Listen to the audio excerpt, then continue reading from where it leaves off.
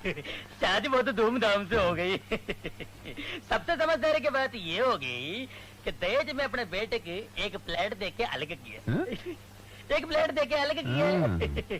कोई झंझट नहीं, कोई किटपिट नहीं। क्या दिमाग है, क्या सर है, क्या बेच है। ये सर कभी बेच दोगे तो मेरे को पूछ के बेचना मांगते हैं। अबे चुप, ये गंजा सर कोई लेके क्या करेगा? गंजा होना तो तकदीर का निशानी है। आदमी जितना गंजा होता है उतना मालदार होता है। अभी बाल जाएंगी, माल आएंगी। मालिक, जो जितना गंजा होएंगी उसका पास उतना माल आएंगी। उतना माल आएंगी। ये तो बिल्कुल सफाचट मैदान है। इसको तो करोड़पति होना चाहिए था। साला सारी जिंदगी झाड़ू मारता रहा ये। इतना भी गंजा नहीं होना मांगता है कि टकले का पूरा चिकनाट की वजह से तकदीर का पैर फिसल के गिर जाए। और पैर पकड़ने के लिए थोड़ा थोड़ा बाल मांगता है।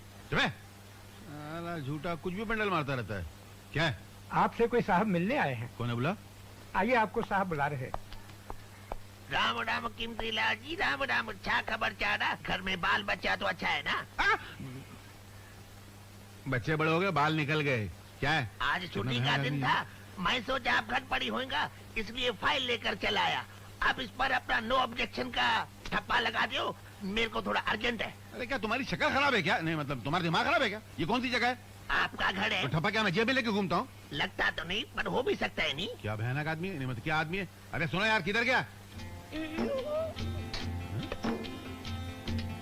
ए कुट्टी, ये क्या कर रहा है? फाइल आ गए ना, चाय की जरूरत पड़ेंगे। चक्कर कितने चम्मच डालने की? चुप है। सुनिए जी, आप अपने दांत लेकर मतलब अपनी फाइल लेकर ऑफिस में आइए, वहाँ बात करेंगे। चलो यहाँ से। जाता हूँ। ये लेके जाओ। फाइल छोड़ के जा रहा है। चलिए, समझता नहीं। बस वो मतली होने लगी इसको देखिए। क्या आज चिट्टू के दिन 4 पैसा मिलता, कितना अच्छा काले पकड़ इसको बेच दिया। एक मारूंगा पकड़ के। ऑफिस का काम ऑफिस में करना चाहिए। घर में किसी ने देख लिया तो हमेशा के लिए छुट्टी हो जाएगी। मिल गई! अरे मिल गई! क्या मिल गई? मैंने जो आईपीएस की एप्लीकेशन दी थी ना, वो मंजूर हो गई डैडी। हाँ वो तो मुझे मालूम था कि मंजूर हो जाएगी। वो कैसे? नहीं वो ऐसे कि तूने इतने अच्छे नंबरों से इम्तिहान पास किया तो मुझे विश्वास है कि तुझे को मिलेगी। अच्छा, मुझे आशीर्वाद दीजिए। माँ! तेरी माँ मंदिर गई है। माँ है ना, तो उसे ये जरूर खुशखबरी दीजिएगा। मैं विजय से मिलकर आया। अच्छा।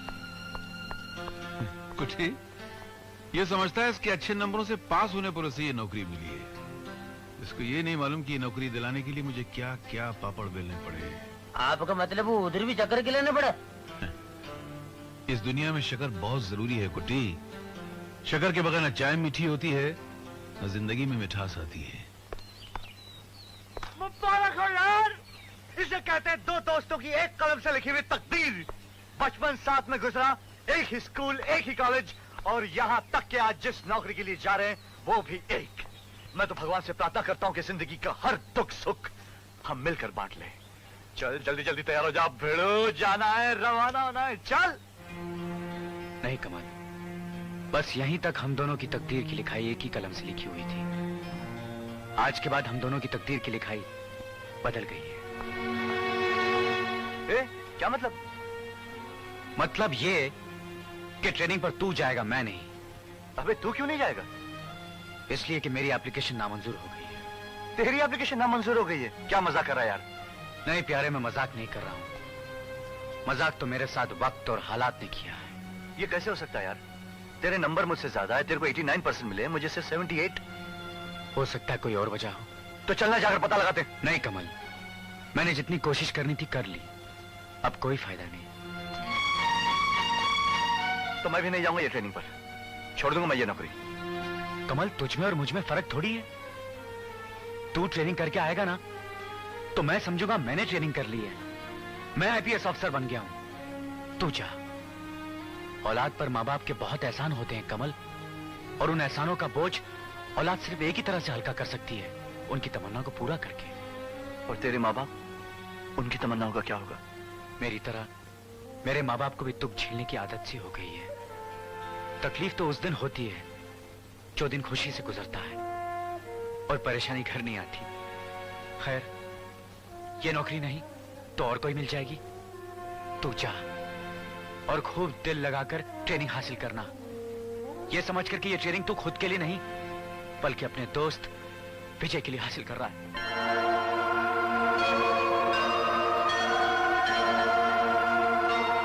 All the best.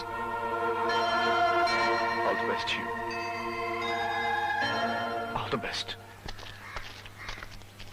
अरे माँ, तू आज फिर खाना मांग के लाई? तुझे कितनी बार मना किया है? बेटा, ये खाना मैं मांग कर नहीं लाई, ये भगवान का प्रसाद है। तुझे नौकरी नहीं मिल रही थी ना, ये प्रसाद खा ले, नौकरी मिल जाएगी। मैं तेरे लिए भगवान से प्रार्थना करके आई हूँ। कुछ चढ़ावा भी चढ़ाया भगवान को? चढ़ावा? चढ़ावा चढ़ाने के लिए हमारे पास है ही क्या? बगैर चढ़ावे के कुछ नहीं मिलता माँ, ना भगवान की दया ना ही नौकरी। सब जगह एक ही चीज चलती है, रिश्वत। समझी?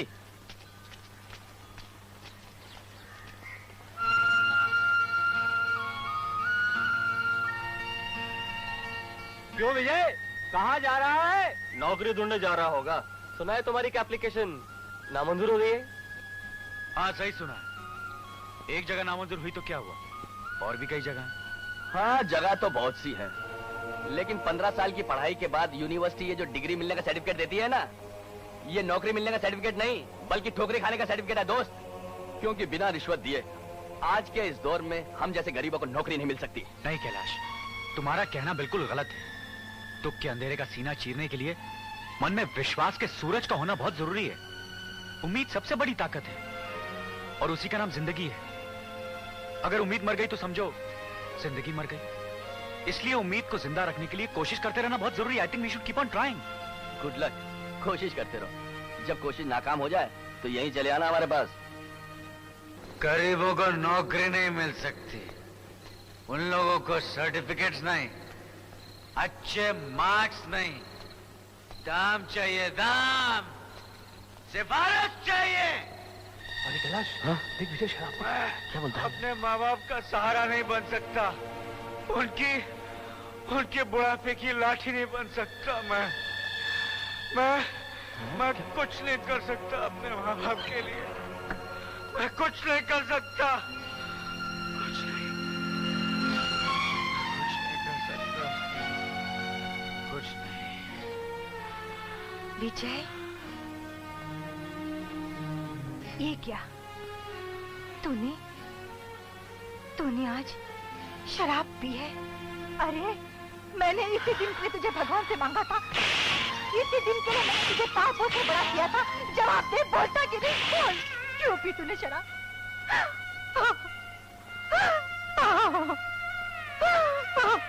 बोल, क्यों पी तूने? क्यों पी? नौकरी नहीं मिली माँ, मगर बेहोशी की चादर में मुंह ढकने के लिए शराब मिल गई, इसलिए मैंने पी माँ, इसलिए मैंने पी। तुम लोगों की जिंदगी के सारे सपने बिखर गए।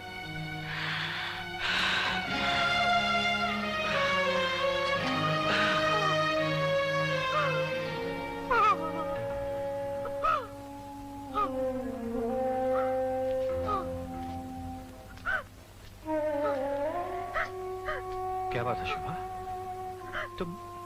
तुम रो क्यों रही हो? रो नहीं तो क्या करूं? जिस बेटे को पालने पोसने में आपने अपनी जवानी जला डाली, आज वो मायूस होकर हार कर शराब पीकर आया है। शराब? विजय शराब पीकर आया है? आज इसने शराब पी है, हो सकता है कल बिल्कुल नाउम्मीद होकर जहर पी ले। नहीं शुभा, मत करो ऐसी बात। क्या करूं? मेरी कोख में आग लगी है, मेरी औलाद दुख में जलकर खाक हो रही है, और कुछ न कहो, खामोश रहो। आपको उसके दुख का जरा भी एहसास नहीं, आप उसके लिए कुछ भी नहीं कर सकते। मैं क्या करूं शुभा? गिरधारी, ये मैं क्या सुना, विजय शराब पी कर आया है? हाँ, वो पड़ा है शराब पीकर। बहुत शर्म की बात है, मुझे विजय से किसी उम्मीद नहीं थी, मगर इसने ऐसा किया क्यों? क्योंकि अच्छे नंबरों से पास होने के बाद लाख कोशिशों के बावजूद इसे नौकरी नहीं मिली। और जानते हो क्यों? क्योंकि रिश्वतखोरों और बेईमानों ने दौलत की दीवार बनाकर शरीफ इंसानों का रास्ता रोक दिया है, उनसे उनका हक छीन लिया है। क्या बोल रहे हो, कुछ समझ में नहीं आ रहा है। तुम्हें समझ में नहीं आ रहा है? अरे तुम जैसे लोगों ने तो भारत की करोड़ों जनता को दुख के सागर में ढकेल दिया है। झूठी हमदर्दी जताकर उनके मुंह से निवाले छीनकर इस देश को आज भूखों की बस्ती बना दिया है। अरे तुम होश में या बेटे की तरह खुद भी चढ़ा रखी है? मैंने नहीं चढ़ाई, तुम जैसे लोग हैं जिन्होंने आजकल के नौजवानों को चढ़ाने पर मजबूर कर दिया है। तुम जैसे लोग हैं जिन्होंने रिश्वत का काला बाजार चला चला कर समाज को परेशानियों के अंधेरे में ढकेल दिया है। क्या मैं नहीं जानता कि तुम दिन भर ऑफिस में क्या करते रहते हो? मैं तुम्हारी एक हरकत से वाकिफ हूँ कीमती लाल। बताओ, ये है शराफत का जमाना। मैंने पड़ोसी होने के नाते सोचा कि हमदर्दी के 2 बोल बोलूं। अब नौकरी इसके बेटे को नहीं मिली तो कसूर मुझको ठहरा रहा है। और उसे नौकरी ना मिलने का कारण तुम हो, रिश्वतखोर कीमती लाल तुम हो। संभाल के बात करो गिरधारी। चलिए ना। अरे तुम देख रही हो पागल बेवकूफ क्या बकवास कर रहा है? मुंह बंद कीजिए और चलिए घर, चलिए। बताओ, कोई सोच भी नहीं सकता कि गिरधारी जैसा बेजुबान आदमी एक दिन जहर उगलने लगेगा। सर सिर्फ जहर ही नहीं उगल रहा था, उसकी आंखें शोले बरसा रही थी। और अगर उसको नहीं रोका गया तो वो शोले बरसा बरसा कर एक दिन हमारे घरों को जलाकर खाक कर देगा। सोच लीजिए आप। अगर पुलिस या एंटी करप्शन वालों को हमारे खिलाफ एक भी सबूत मिल गया ना तो बाकी बची हुई सारी जिंदगी जेल की सलाखों के पीछे चक्की पीसते पीसते गुजर जाएगी। नहीं, इस उम्र में मैं जेल नहीं जाना चाहता, लेकिन कर भी क्या सकते हैं? उसे नौकरी से भी नहीं निकाल सकते क्योंकि उसके रिटायर होने में अभी कुछ साल बाकी हैं। और अगर निकाल दिया तो बदनामी हो सकती है। नौकरी से निकालने की बात कौन कर रहा है सर? मैं तो सिर्फ ये कह रहा था कि अगर आप इस मामले को मुझ पे छोड़ दें तो मैं इसे बड़ी आसानी से संभाल सकता हूं।